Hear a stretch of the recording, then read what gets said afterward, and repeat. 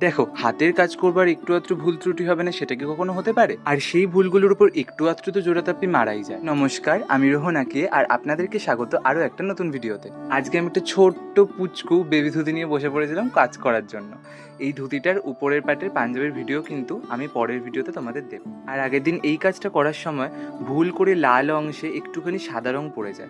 আর আমি ঠিক জানি না কোন উপায়ে ফেব্রিক কালার তোলা যায় কাপড়ের উপর থেকে। তাই তখন কী করবো বুঝতে না পেরে হঠাৎ আমার মনে পড়লো, আগে যখন আমরা কোনো আঁকা আঁকতাম আর সাদা জায়গায় যদি কোনো কালার পড়ে যেত, তখন আমরা কি করতাম, তার উপর সাদা রং করে ফেলতাম।